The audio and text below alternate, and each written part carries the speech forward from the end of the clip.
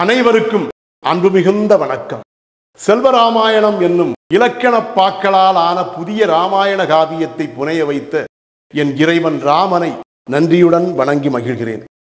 செல்வராமாயணம் பருவம் 3, அயோத்தி பருவம், காலம் 5, ராமன் காலம்.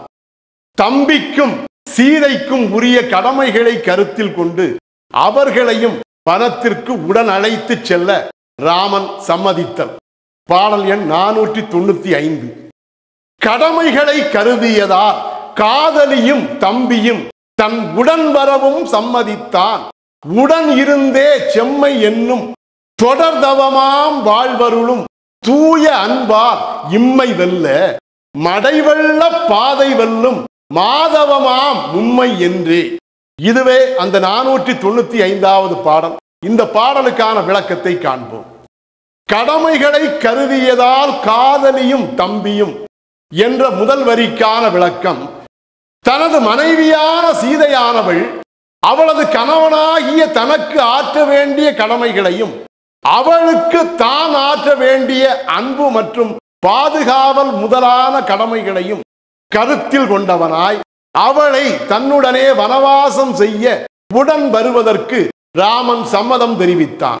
அதுபோலவே தனது தம்பியான இலக்குவனும் தன்னுடன் துணையாக இருந்து வனவாச வாழ்க்கையிலே சகோதரனுக்கு உதவியாக இருந்து செயல்படும் கடமைகளை நிறைவேற்றுவதற்காகவும் தன்னுடனே வனத்திற்கு உடன் வருவதற்கு சம்மதம் தெரிவித்தான். தன் உடன் வரவும் சம்மதித்தான். உடனிருந்தே செம்மை என்னும். அவ்வாறு தனது மனைவியாகிய சீதையும் தம்பியாகிய இலக்குவனும் துணையாக தன்னுடனே இருந்து வனத்தில் வாழ்கின்ற வாழ்க்கையிலே செம்மை என்னும் செவ்வையுடனே, நேர்மையுடனே, சரியான நிலையுடனே, தூய்மையுடனே, அழகு மிகுந்த சிறப்புடனே தொடர்தவமாம் வாழ்வருளும் தூய அன்பார் இம்மை வெல்ல வனத்தில் தாம் செய்யும் தவ வாழ்க்கையுடன் இவ்வுலக வாழ்க்கையின் கடமைகள் யாவையும் செவ்வனே செய்து சிறப்படைவதன் மூலம் இம்மை என்னும் இவ்வுலக வாழ்க்கையில் வெற்றியை பெற்று மடைவெள்ள பாதை வெல்லும் மாதவமாம் மும்மை என்றே.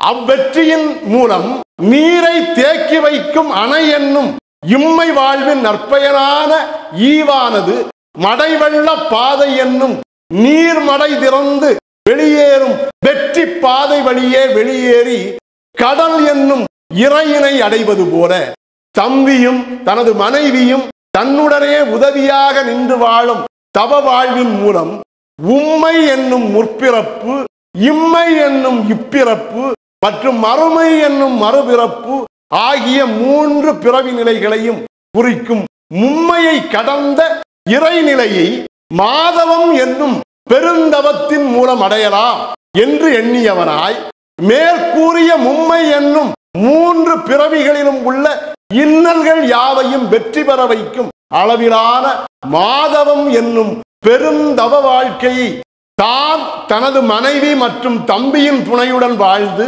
அதில் பெரும் வெற்றியினையும் அடைய முடியும் என்ற நம்பிக்கை கொண்டவனாய் ராமன் சீதையையும் இலக்குவனையும் தன்னுடனே வனத்துக்கு அழைத்து செல்வதற்கு சம்மதம் தெரிவித்தான். இதுவே இந்த 495வது பாடலுக்கான விளக்கம். செல்வராமாயணத்தின் 496வது பாடல் மற்றும் அதன் விளக்கம் ஆகியவற்றை அடுத்த தொடரில் காண்போம். செல்வராமாயணத்துக்கு உங்கள் அன்பையும் ஆதரவையும் தொடர்ந்து தருமாறு அன்போடு கேட்டுக்கொள்கிறேன். அனைவருக்கும் நன்றி.